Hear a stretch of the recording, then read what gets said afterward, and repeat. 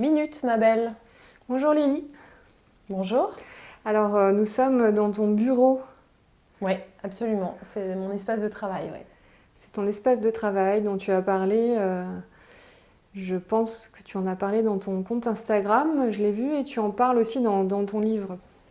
Oui, en tout cas, cet espace, j'en avais rêvé, je l'avais visualisé et puis il s'est matérialisé. J'avais pas espéré, que ce soit possible un jour. Et puis le jour où j'ai commencé à y croire, et ben finalement, ça s'est fait. D'accord. Est-ce que tu peux m'expliquer à quel moment ça s'est fait? Tu veux que je te raconte l'histoire de ce bureau? Ça m'intéresse. Ok. Ça faisait déjà plusieurs mois qu'on était installé ici et je pratiquais déjà intensément le Kundalini Yoga. Et puis, comme je faisais beaucoup de méditation, il y avait des moments où j'avais des espèces de visions qui m'apparaissaient et je me suis vue en train de travailler dans l'espace juste au-dessus de chez moi. Mais je ne savais pas à qui appartenait cette chambre de bonne. Je ne savais pas si elle était occupée, louée. Bon. Finalement, je me suis quand même penchée sur la question, mais je n'avais pas du tout les moyens de l'acheter. Et puis au début, quand j'ai trouvé la propriétaire, elle m'a dit non. Donc j'étais assez surprise parce que j'étais assez convaincue de ma vision. Je ne savais pas très bien comment ça allait se faire, mais je m'étais vue, donc je me disais ça va se passer. Et puis finalement, ça a été un peu long, voilà, avant que elle se décide. Et puis moi, comme je voyais que ça se faisait pas, je me suis dit peut-être que je me suis trompée. Je vais pas m'accrocher à cette idée puisque probablement que la vie est plus grande que moi. Il doit y avoir mieux pour moi, en fait, quelque part. Donc je me suis mise à chercher ailleurs un espace d'abord à louer. Et puis finalement, elle est revenue vers moi en me disant qu'elle était d'accord au moment où je n'attendais plus en fait cette réponse. Et comme j'avais rien trouvé de mieux, du coup j'étais ravie. Et j'ai pu visiter cet espace et je me suis tout de suite sentie très bien ici. Donc c'était pas du tout dans le même état. Mais je me suis vraiment vue travailler dans cet espace et m'y sentir bien. Et puis voilà, il y a eu plein de hasards qui ont fait que finalement on a pu rassembler l'argent qui était nécessaire pour acheter ce bien et que les portes se sont ouvertes alors que je les croyais closes, enfin quelques mois plus tôt quoi. Donc finalement ça a été une expérience qui m'a montré que quand on se met à avoir confiance dans nos intuitions, eh bien on se laisse la possibilité qu'elles se matérialisent dans la vraie vie. Voilà, donc ça a été un peu long de faire les travaux, tout ça, mais finalement c'est ici que j'ai écrit mon livre. J'adore travailler ici, regarder la vue sur les toits parisiens, ça me plaît beaucoup. C'est intéressant quand tu parles d'intuition et presque de vision. Est-ce que tu peux m'expliquer comment tu te mets dans cet état d'intuitif pour avancer dans ta vie? Alors, je n'essaye pas d'entrer dans un état particulier et je n'essaye pas d'avoir des visions. Je n'ai pas de but là-dessus et puis je voudrais pas passer pour ce que je ne suis pas, c'est-à-dire que j'ai pas d'aptitude particulière, je suis pas médium, je suis pas voyante. Simplement, quand on pratique beaucoup la méditation, on a une clairvoyance qui vient naturellement, pas pour deviner l'avenir, mais simplement pour bien faire le tri entre nos pensées limitantes. Par exemple, l'une d'entre elles, c'était que je croyais que je ne pourrais jamais acheter un autre espace pour pouvoir travailler. Ça faisait partie des pensées limitantes que j'avais. Je me disais, vu ce que je gagne et les choix de vie que j'ai faits, ça ne sera pas possible. Et puis finalement, il se trouve que la vie m'a montré que j'avais tort de croire à ces limitations-là, puisque en fait, il ne s'agissait que d'une illusion. Et j'ai cru, j'ai décidé, j'ai choisi de croire que je pouvais avoir de la chance. Euh, Tu as et décidé de croire. oui, c'est-à-dire Ça se que décide? on peut, on peut se laisser complètement absorber par des pensées limitantes du genre tu seras jamais capable, tu peux pas le faire, vraiment t'es nul. On nous l'a peut-être beaucoup répété quand on était enfant, à l'école, dans les classes, ou bien, je sais pas, nos parents qui avaient des attentes peut-être démesurées par rapport à ce qu'on était capable de faire et où on ne s'est pas senti à la hauteur. Et puis la société qui nous demande toujours plus, donc on peut décider, on s'en rend même pas compte, mais de raisonner comme si on était un écho de ces pensées-là. Et finalement, on le vibre tellement fort qu'on finit par devenir ces pensées, les incarner totalement.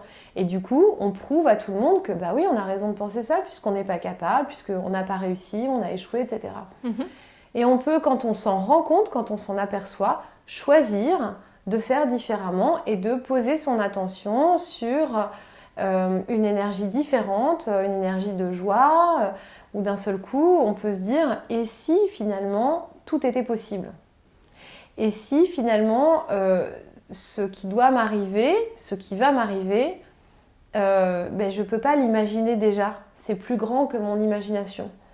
Et peut-être quand on a voilà, un souhait, un vœu qui émane et qui est très clair, hein, comme celui que j'ai pu avoir, eh bien ça devient juste comme une réalité.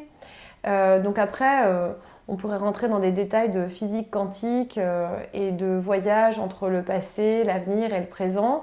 Je ne vais pas rentrer là-dedans parce que je ne suis pas suffisamment douée pour en parler, mais en tout cas ce qui est certain, c'est que notre intuition, c'est la meilleure des guidances. Elle est très élaborée, très sophistiquée et la plupart du temps, on ne l'écoute pas. Ça rejoint un peu l'œuvre Le pouvoir de l'intention. Oui, ça rejoint le pouvoir de l'intention, mais pas simplement. Il y a beaucoup d'auteurs qui aujourd'hui travaillent sur ces sujets, comme le docteur Joe Dispenza, qui écrit beaucoup sur la manière dont on peut se connecter à la personne qu'on sera demain, dans le futur, par des méditations, et se connecter justement à cette énergie de demain pour la rendre matérielle dans le présent aujourd'hui. Donc voilà. D'accord, donc il y a des outils pour arriver à ça. C'est pas quelque chose, si on le décide demain, d'agrandir, de tout agrandir, pour faire court, il y a des outils pour y arriver. Enfin... je crois que, en tout cas, la première des choses qu'on peut expérimenter pour voir si ça a des effets positifs, c'est la méditation. D'accord. Dès qu'on va développer une qualité d'observateur en fait, de nos pensées, de nos émotions, on va pouvoir choisir consciemment, est-ce que j'ai vraiment envie de continuer à raisonner avec cette pensée-là, ou bien est-ce que je décide de poser mon attention sur une autre. D'accord. Donc c'est surtout ça. Et souvent, on n'est même pas conscient que toute la journée, on se dit des horreurs à nous-mêmes. Donc la première des clés, c'est d'en prendre conscience. Quand on est en méditation, on fait rien de particulier justement. On est dans l'observation de ce qui est et on accepte. Et on ne se dit pas, tiens, cette pensée, elle est positive ou négative. On regarde toutes les pensées telles qu'elles sont et on ne les juge pas et on se dit, ah d'accord, tiens, c'est drôle parce que je me rends compte que très souvent, je me laisse happer par cette pensée-là plutôt qu'une autre. Donc peut-être que je peux choisir de faire différemment. C'est comme ça que ton livre qui vient de sortir, dont tu peux me dire le titre peut-être? Mon livre s'appelle La Réconciliation et en sous-titre De la haine du corps à l'amour de soi. Il est sorti aux éditions Marabout le 4 septembre.